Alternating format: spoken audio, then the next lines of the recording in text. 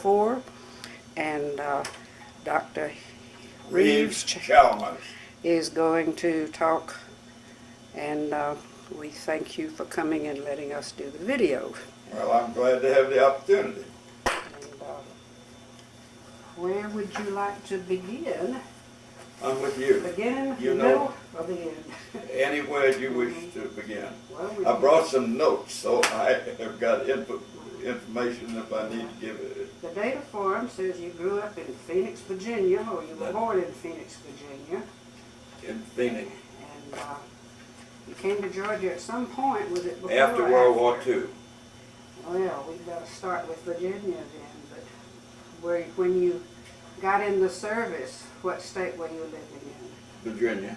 I went to University of Virginia for 7 years, graduated there in '41, and entered the Naval Reserve, Medical Corps Reserve when I graduated medical school in June '41. Then I went down to Fort Worth, Texas to intern at the Methodist Hospital in Fort Worth, Texas until December 7th when the whole thing occurred. Did you realize what was happening on December the 7th? We were listening to it on the radio, and yeah. I was in a patient's room when they told me about it, and I went, and that night I called the Navy Department and asked them when they were going to call me back. They didn't. And the head of the hospital was upset with me because he didn't want me to go. He wanted me to stay there. But they sent me orders, and I went over to Dallas 2 days later and entered the service as the medical officer at the Marine Corps recruiting station in Dallas, Texas. Stayed there 4 months while we examined many recruits coming through, going into the Marine Corps. A young Marine Corps officer who roomed with me over there for about a month when he was enlisting other young Marines in the Marine Corps, went on from there to Southern California, and the group who went out to made the landings, the first landings down in, what's the name of the place in South Pacific, Guadalcanal, and his group made the first landings at Guadalcanal, and he was killed. We'd had a great time. He had met the young lady. I introduced to the young lady whom he married. He was there 2 months in Texas, and he married. She went with him to the West Coast. I've not been in touch with her since, but I've frequently wondered. I've hoped that they had a child who survived that, but I've never been in touch with her. Anyway, that was my early time in the service, and then I had not completed an internship at that time, so the Navy sent me back to Pensacola in about March or April of '42, and I was there for 7 months, completing an internship at the Naval Hospital in Pensacola, Florida. And from there, I received orders to 20 days leave. These memories bring back some tears, but I received orders to go to a destroyer which was being built in Mobile, maybe? No, Orange, Texas. Orange, Texas. But I had 20 days leave, on which I went back by Spartanburg, South Carolina, where I had completed high school, and my aunt was teaching in Converse College, and I met a young lady there whom 3 older women, the dean of the college, and my aunt who was teaching Latin and Greek, and the lady in town, Miss Manning, had all decided they wanted me to meet this young woman over at Converse. So the dean arranged, I'd already had a date with a young girl that night at Converse for dinner, but the dean invited me and the date to be at her table for dinner, and my wife, who was the dean's assistant to the dean that year, she had graduated the year before, was at dinner, and we met there. And also, afterward, the young girl I had a date with had to go in at 9 o'clock. We went in the parlor down there. And my wife, she had had a date with a soldier from Camp Croft. The soldiers came over and helped the girls do marching at the college, and so the soldier had been there, but he had gone, and she had gone, gotten herself prepared for a date. She came over to the room where my date and I were before 9 o'clock, and said that she had a date that evening with a friend of mine from high school, Bunny, Vermont. And so when Bud came in, he and she asked me to go with them to meet their friends that night. My girl had a date that had already gone up, but I went with my friends for the evening, and we took my wife back to the dormitory, but we'd gone by Bun's house, and Bun had to go in the house a minute, and I'd asked her if she'd date with me, which she wouldn't do. But the next morning we talked, and we had 3 days. We really decided that we cared about each other. We had never met before. But anyway, then I went on my way. I was going back to my home in Phoenix, Virginia, and on to the university to visit my old friends at the medical school. And when I came, I made a date to meet my wife again in Spartanburg. When I came back on my way going to Orange, Texas. So as I came through, we met and went out for dinner and were together another day there, and decided that we cared about each other. And so we began writing. The most exciting letter I had was one from her after I arrived in Orange, Texas. Oh, yeah. But in this trip I had, and I'm telling you all this, but there's no harm in it, I had been developing close relationships with 3 or 4 young ladies while I was in Pensacola and back from Fort Worth, and I ended when I was in Dallas. And so on my way down, I had planned to go to the University of Texas to see a young lady whom I had begun dating when she was a senior in high school in Dallas. She was then a freshman at University of Texas. I thought she was really too young for me to think about marriage, but she was a great lady. And when I got back to the ship, when I joined the officers, when I went over to Orange, Texas from Austin, about 3 or 4 days later, a letter came from my wife. It was the first letter she had written me, and I'd written her a card from Jackson, Mississippi, telling her I was going to write. And that said it for me. I knew who I wanted to marry. Tell us what was in the letter, So, or was it too private? A short period of time, a great deal took place, and it was great. When did you marry? Because you were in one state and she was in another state. We put a ship into commission, a destroyer, which we had to go to Guantanamo Bay for a shakedown cruise, which took about 2 months, 6 weeks or so. Then we came back up to Charleston, and she was still at Converse in Spartanburg. And so she came down to Charleston and met me there, and that was the period in which we decided we were going to get married. And at that time, we thought the ship was going to stay on the West Coast and we'd get married sometime in the period. We went out, we went up to New York. We came back down by Chesapeake Bay and went up to Yorktown and got a mine ship loaded with mines and other munitions, for all I know, to go to the Pacific. And we didn't ever stop again, so we were engaged for a year, a little bit more. We went out to the Pacific, and I was with our destroyer was the lead destroyer in the carrier task forces that went out and made the bombing over some of the Japanese-held islands in the early days of the war.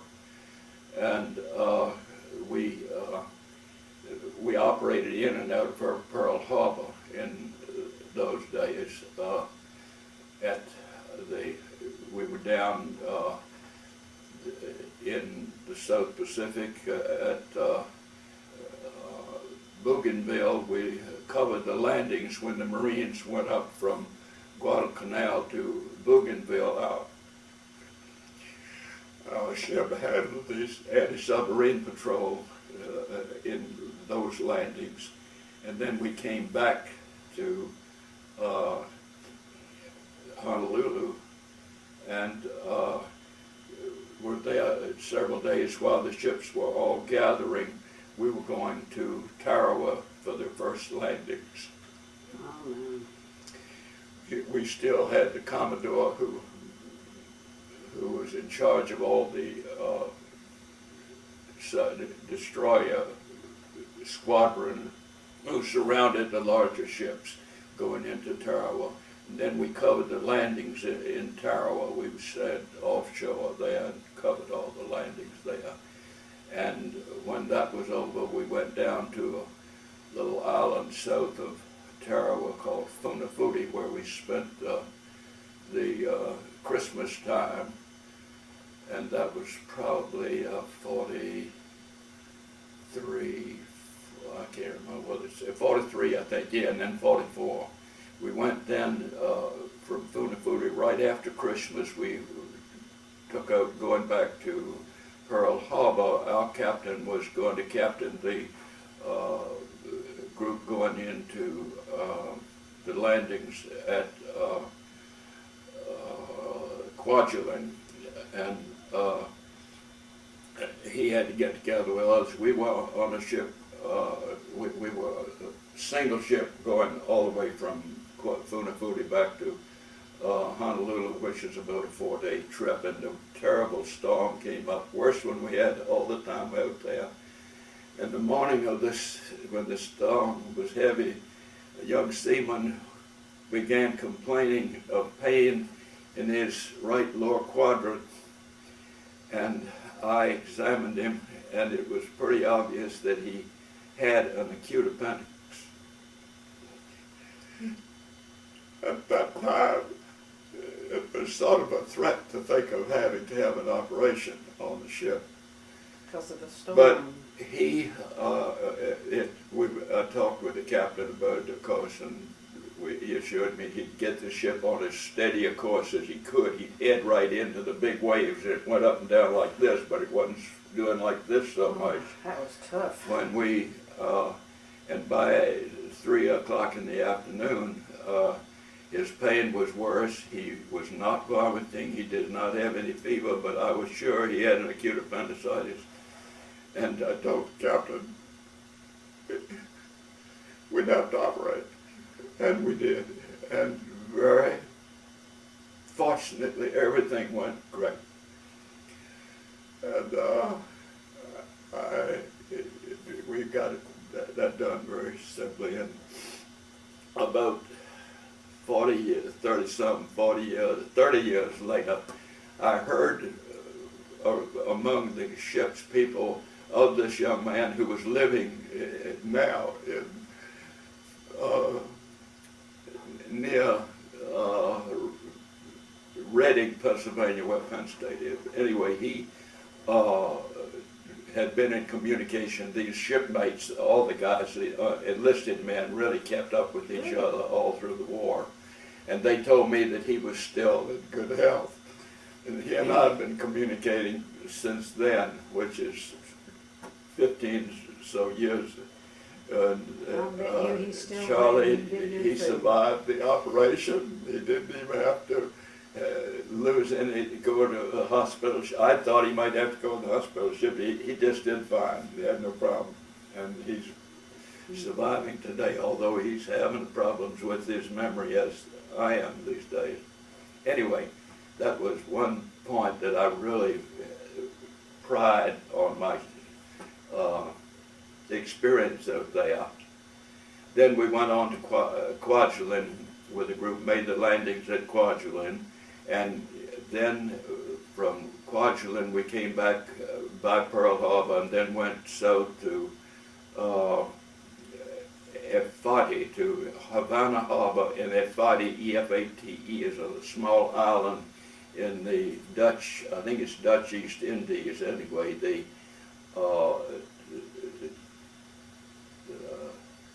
The big captain, Admiral Halsey, was down in, anyway, he was close by. We were the ships were gathering there. But, and I hadn't said this, back sometime in the first 6 months out there, a Dr. Red Robinson, who was on the Harrison, and myself we'd meet at the officers club when we had time to go ashore, and we'd have a few drinks together. And Red and I had both decided we wanted to apply for postgraduate studies, because Red had a wife and 2 children, or 1 child at least, I'm not sure whether the other one had come along, back in the States, and I had a girlfriend I wanted to marry. So we both put in for psychiatry. And after the Kwajalein campaign, and we were down in Havana Harbor, Efate, my orders came, and a young medical officer came to relieve me, so I got on the ship and went back to San Francisco, and then to my wife's home in Winsboro, South Carolina, and we had our wedding, which we had looked forward to for a long time. And then we went on through by my home in Virginia up to Washington. I was assigned to the Naval Medical Center at Bethesda. And when I got there, I was assigned to the psychiatry training program at St. Elizabeth's Hospital in Washington. And I stayed there a year and a half as a medical officer there at St. Elizabeth's, but I was also getting training to be a psychiatrist. Then I went over to Bethesda and was in charge of the captain in charge of the psychiatry program put me in charge of the enlisted men's wards, of psychiatric wards at Naval Hospital there, where I served for the next year and a half while I was getting my training, and I was also taking psychiatry courses in the Washington School of Psychiatry during that time. And in early '47, I realized I was going to complete my training, and I began looking for a place to practice. We had 1 child, and we were looking forward to some way coming south. I had decided I wanted either to come to Atlanta or to the area, the Texas, Dallas, Houston area, or Seattle, Washington. I was looking for all 3 of those places. We came down to South Carolina and came on here to Atlanta and met with people, but I hadn't made a decision when I got a letter saying that the professor of psychiatry at Emory was looking for persons to come into the training program at Grady Hospital, and he was also looking for an associate in psychiatry to work with him. It is a private practice.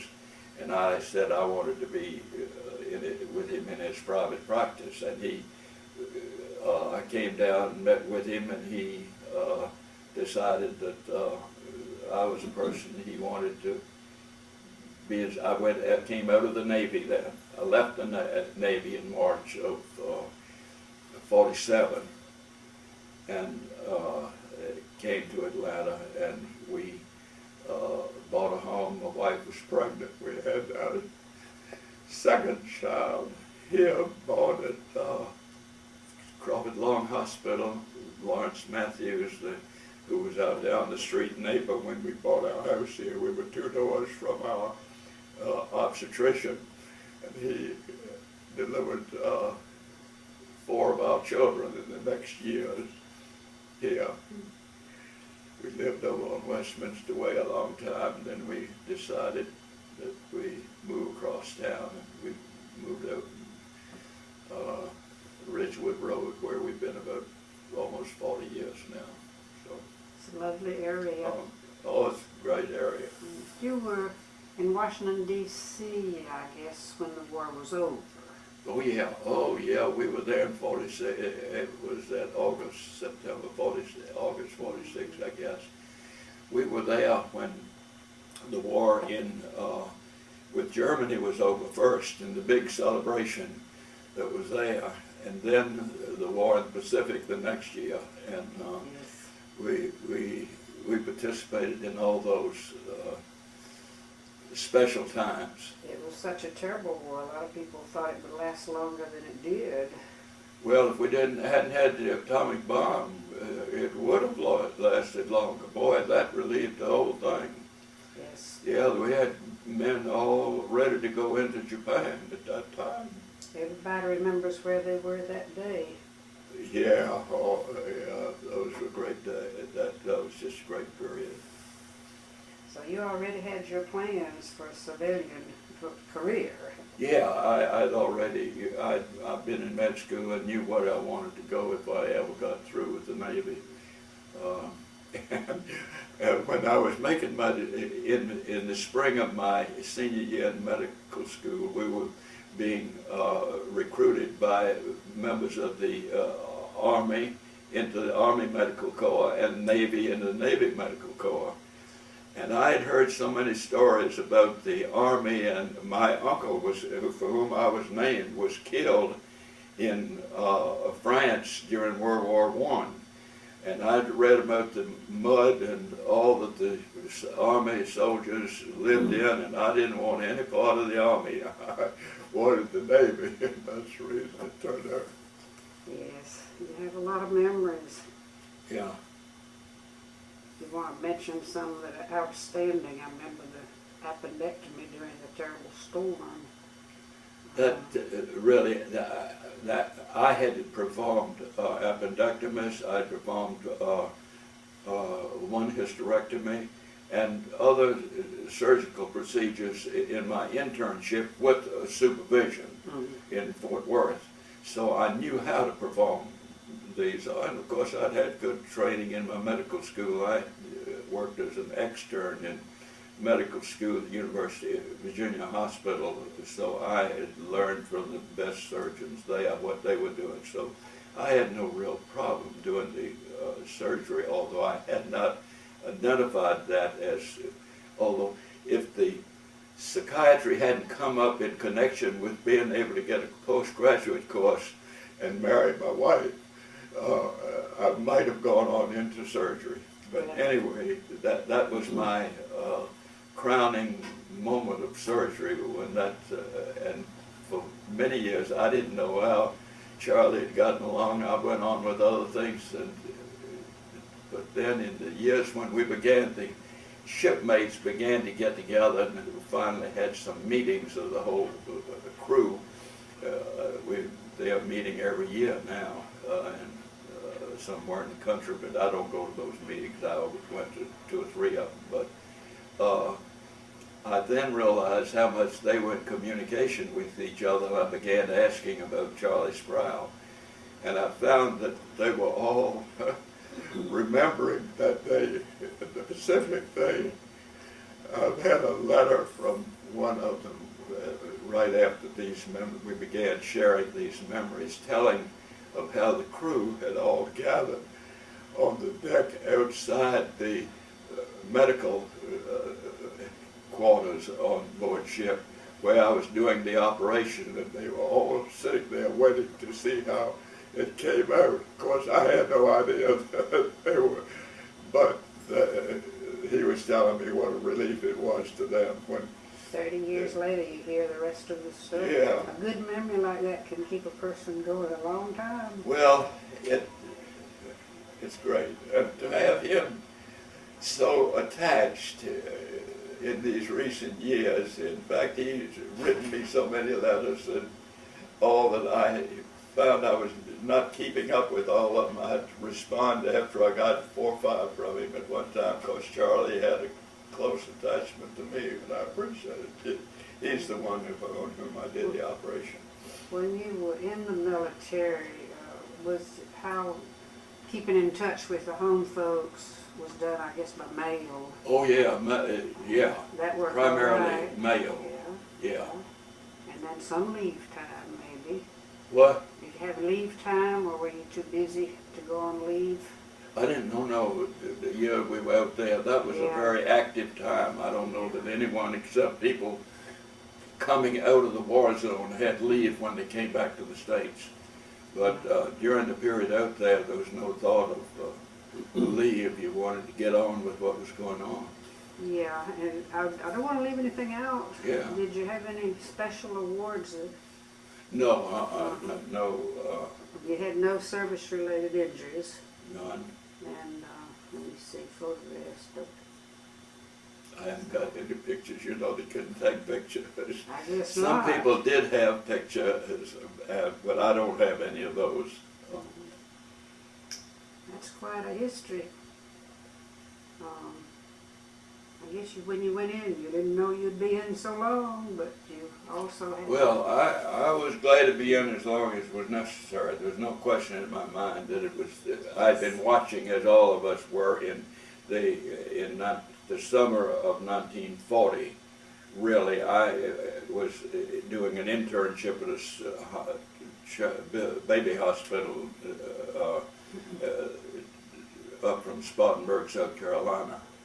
And all of us that summer were watching the activities going on in France and Germany and what the Germans were doing, and we thought sooner or later we were going to have to get into it. We didn't know how or what, but when I decided to enter the medical corps, I felt sure that ultimately we would be in some kind of a war.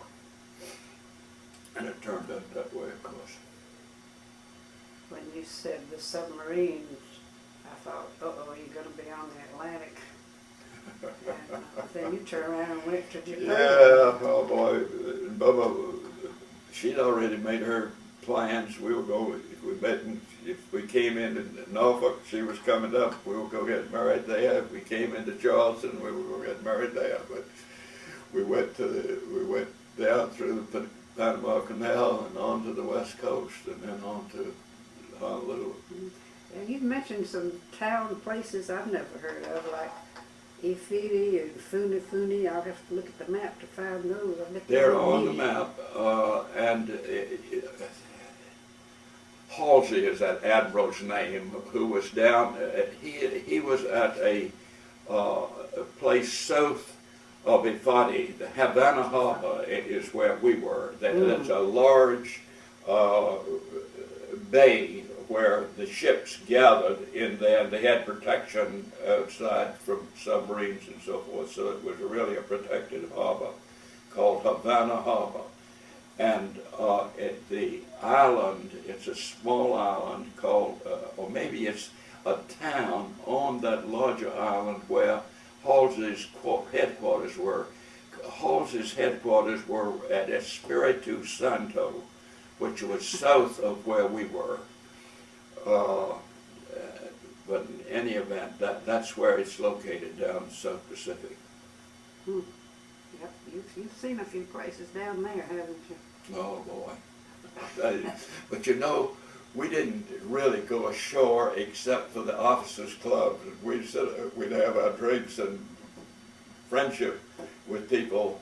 The Fiji, the one day we were in the harbor at Suva, Fiji Islands, in the earlier days. I've forgotten just when, but it was before we went to Tarawa. And we had some time and went up to an officers' club up in the mountains from Suva. But I didn't get on any of those islands, spend any time there.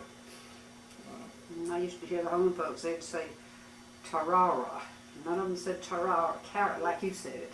I say Tarawa, and I think, I don't know. Tarawa's right, because you've been there. Well, there's a lot of pronunciation, so I'm not sure. I used to say Tarawa, and now I say Tarawa, so I'm not real sure where all that comes from. But well, so getting back to your home life in Atlanta, you have 4 children.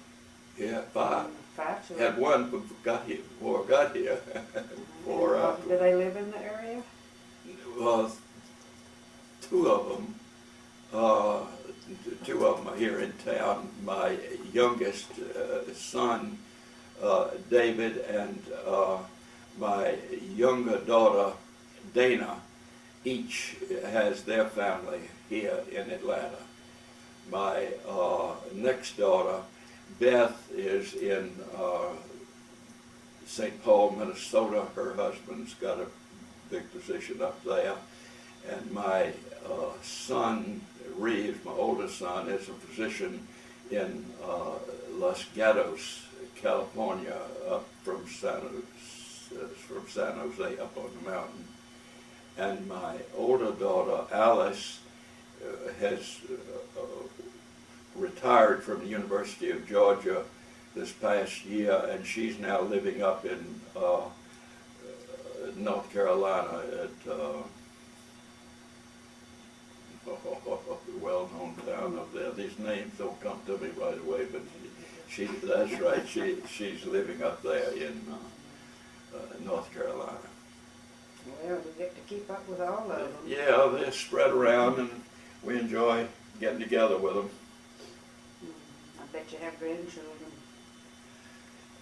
We've got 10, but we wanted great-grandchildren. None of them get married. They all are going to make it on their own. Although some of them now, 1 or 2 of them has already made it. One particular is making it on his own. He's well established, and he's really looking for a wife. He's had 3 or 4 women who wanted to marry him, but now he is beginning to think about which one he wants to marry, and so that we're looking for that one.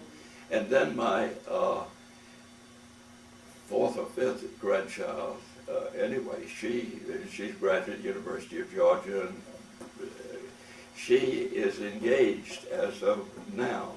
They have engaged and they're going to get married this spring. So we're looking forward to that one. That's the first one that's really going to do it. Looking back, military or civilian, what sort of comments or advice would you want to get on record? Regarding what? Comments or advice About? your experience, either in civilian or with the military. Well, all of my experience in the military is good.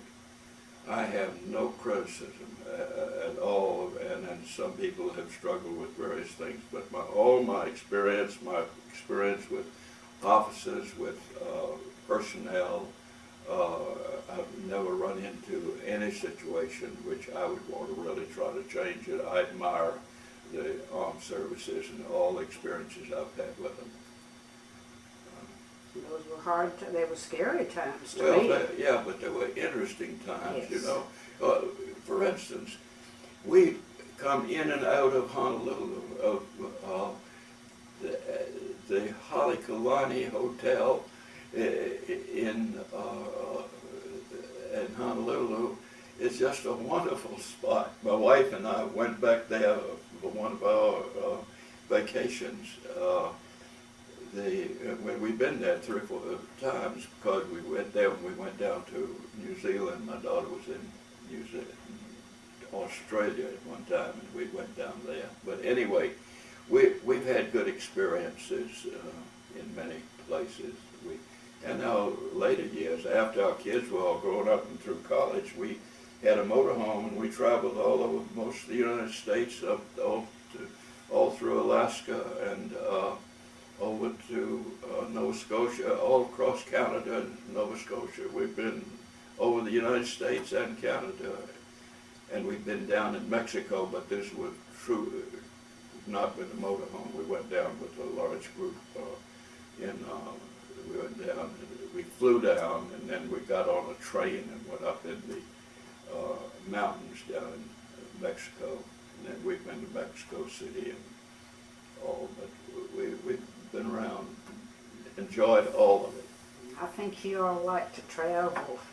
We have, but when I was 81 or 82, we were driving back from, we'd come across Canada and gotten on I-75 at where it begins up in Canada, above, anyways, up there. And we, in coming down that time, I noticed that all these big trucks driving in the motorhome, and a motorhome is a rather large vehicle. The trucks come up one side of you and squeeze in front of you, and there are too many accidents that can occur.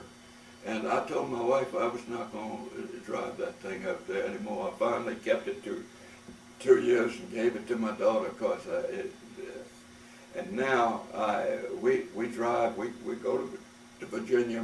I've got some home property and family up in Virginia, and we also go to the beach frequently. We have a timeshare and a house over there. So we are still driving, but we're driving a smaller car, and we're not getting out on long trips unless we particularly have a place we want to go.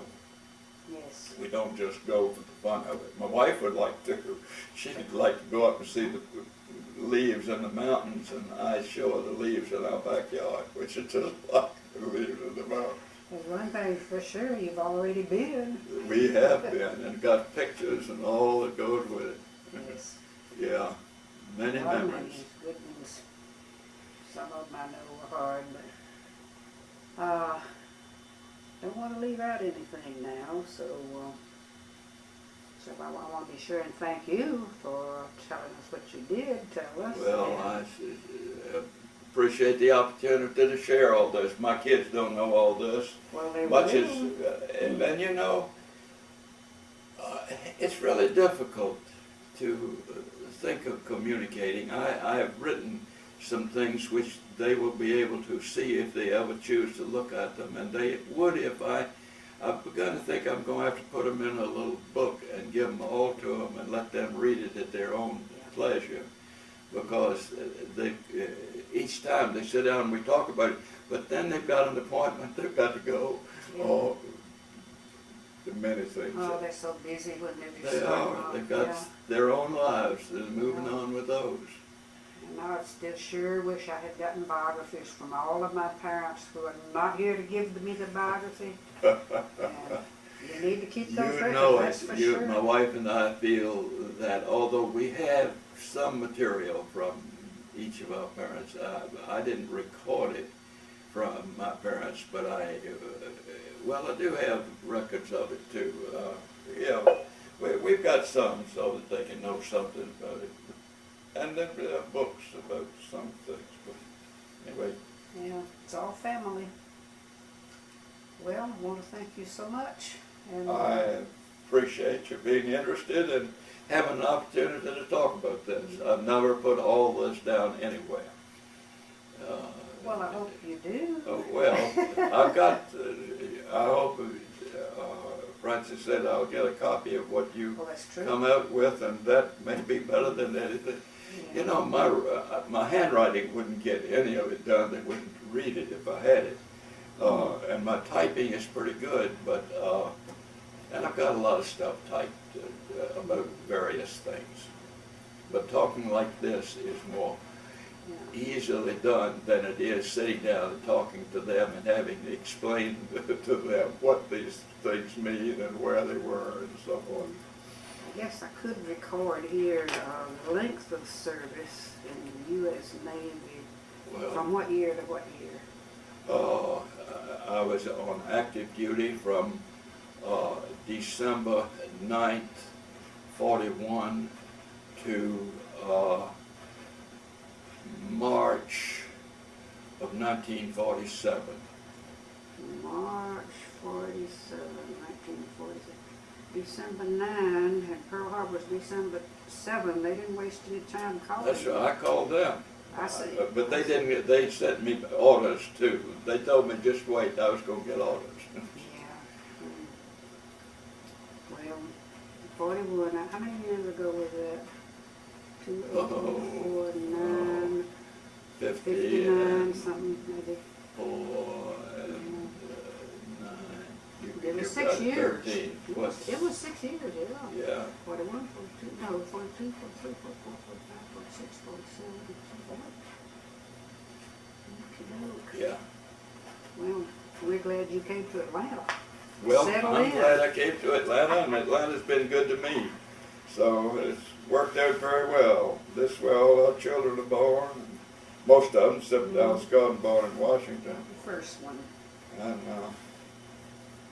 it's been a good city. What do you think, what do you do these days? Retired, as you understand, I retired when, I think I'm kind of glad we retired. oh my goodness, I'll tell you, well, psychiatry, for a while, all the psychiatrists wanted to put everybody in the hospitals and give them medicines, and I didn't like to do that. And so I figured I was going to have to start doing that, or I'd just get out, and I had enough accumulated funds to retire, and my wife and I both decided that we'd do it. And that was back in when I was 70 years old, and now I'm 86. And those 16 years is when we've done most of our travel, and it's been good to us. But we now spend a large part of our time at home or in the local community with friends and my son and daughter. Do you have any of the groups, service-related groups? Not a Did you service keep in really, touch? but we have a great group, and that's where the Comstocks who told me about, this, Mary and Don, are with us in a group which was formed originally by Dr. Hal Davidson, who was a renowned physician here in Atlanta when I came to Atlanta. Hal asked me to be chairman of the psychiatric committee in the Medical Association, Fulton County Medical Society, and I went into his home for our first meeting of the coordinators of the committees, Hal's committees in the Medical Society. The heads of the committees all met at his home. It was on a Monday night. He said on Sunday they had a meeting of the philosophy club which they had formed. His wife, who was a Russian lady whom he had married when he was over there in World War II, they had achieved quite success. He and Natasha always wanted to keep up with her friends, and so she and Hal really was in the organization, but Natasha was the one who had, and it's a philosophy club. At that time they all discussed their own philosophical ideas, and Hal told me about it, but I didn't join them. Then about 8 years later or so, I was asked to become a member of that group, and then for the last 30-some years, we have, our group, it's a group now, we have about 20 to 30 people meet once a month during the 9 months of the season. We don't also, now we don't meet every month, but we meet about 5 or 6 times a year and have a speaker at that time now, rather than each person telling their own as the speaker. And we've had some celebrated folks as members. Cecil Alexander is my close friend, who is another of those of us who organized it. And that, we're close to that group. I don't go to medical society meetings. There's so many things that go on down there that I really rather they do it. And I don't. It's the whole story that I'm not really. I stay clear of it. My wife has her clubs, but I'm very much at home and reading and taking care of the property. Our yard man developed cancer about 6 or 8 years ago, and I told my wife we're going to do the yard work, and we've been doing the yard work since then, and it's good. The yards, well, I get somebody to do some, but we do the major part of it, and we get planted. Our weight, we keep our weight under control, and diet and exercise. We walk 2 miles around our block about 3 or 4 times a week, which the walking is really a great way of keeping your body in good shape. So we're doing well. You keep him busy. Yeah. Could I ask a question? Yeah. You mentioned psychiatry earlier. The hospitalization, the medication and the hospitalization for the patients, was that so they could observe the effects of the medication that they were hospitalized? No, it was, it was primarily to maintain a control of the patient while they take the medication, in case they become depressed or suicidal or whatever you wanted them to. And you could observe them, but that was easier than doing psychotherapy. That was easier than meeting with them and regularly on. And I usually met with patients on a once-a-week basis about what was necessary until they got their lives under control. And I had good success for 20-some years. I stopped. I never liked the medications that we had, and of course now the medications have changed completely from what they were back before. Prozac is the first really worthwhile psychiatric medication. There were other medications which, anyway, I won't get into detail about that. I hear a conversation they call designer drugs. They can design a drug to... They've got all those, and I just read about them. I don't try to keep up with them anymore. Yes. And they think they're doing something, and they seem to be helpful to some people, but I'm still waiting for more. It's going to take more than drugs to really help people with the difficulties that come out of growing up and learning to adjust in the world. Oh, it used to be just an ordinary term. They would refer to it as talk therapy, but that means working toward pulling out of... That's what I was doing. That's what I was doing, yeah. I agree. I think that's still the... It worked for a lot of people, and I was glad. I went over my head on that conversation. Well, it's an interesting area, but since the development of this new drug, Prozac, and now they're learning to the whole research studies. They're researching the activities in the brain, and they know the effect of certain drugs on certain activities in the brain, and it's still a hit or miss kind of process. But ultimately, we're going to learn so much more about thought and development than we have known. The present studies are learning a great deal in psychiatry in these recent years. But it's all difficult. You grow up, try to figure out how it feeds into one individual and how they're growing up and their experiences and the growth of their body parts have influenced them. It's amazing. Yes. That's the only word. But I'm glad someone else is doing it and I'm not involved in that. I just read about it. Yeah. I was wondering if there's any connection between your organization, the philosophy group, and the psychiatry. No, I don't think so. The philosophy group grew out of Natasha They don't meet. wanting to talk about, and several of the people probably who've gone through this. I'm sure George Goodwin has gone through this, and there's several people in the past, but I don't have it right now, who made up that original group. Sinclair Jacobs was one who, I remember Sinclair's gone now several years, but he was one of those early people in the philosophy club. But it all gathered around Natasha Davidson, Hal and Natasha. I'm trying to think of the psychiatrist who came to Emory and made a speech. He was so popular, and he was the one that he was talking about his infant. While they were cleaning the house, they had a little security box for the child, and I can't think of his name, but they just loved him.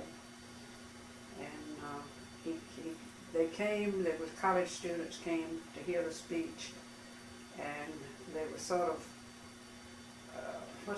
How long ago was it? Oh, it was in the 70s, the 60s. You're talking about a psychologist who was at the University of Virginia. Was it Fuller? What? Was it Fuller? I don't know. Maybe there's someone else then. But he had his child. Anyway, I was going to say that at the end of his speech, he got standing applause. They loved him. Oh, yeah. And when he first began, they came to pick on him. Uh-huh. Those college students. Uh-huh. But What association you have with Emory? I read it in the paper. Oh, I thought maybe a faculty or something. No, not. There. I wish so, but Okay. not so. But when I was going to college, I did a lot of Viktor Frankl books reading. Yeah, oh sure. Because it was interesting. Oh, great. He had quite an experience in his early years in those camps over there. Quite, yes. Yeah. A terrible experience. Yeah, one of our close associates here, Leonard Mahalik, went over and worked with Frankl in Austria for several months. Len practiced here for a while. He was down in Columbus. Then he came up here. He was in the office with us for a period of time. As you said, they're learning a lot. Yeah. And they've been working a lot. Prozac seems to be the most dependable one, you think? It is absolutely but their newer ones, they say are more dependable, but they all rely on Prozac, whatever they do with these others. The Prozac has been the basic support. The Prozac was the first one that didn't have side effects of developing tremors or gosh, you know, I even forget now the details of why these other drugs, but they were easy to use to commit suicide. And Prozac is not that. Patients would take them. The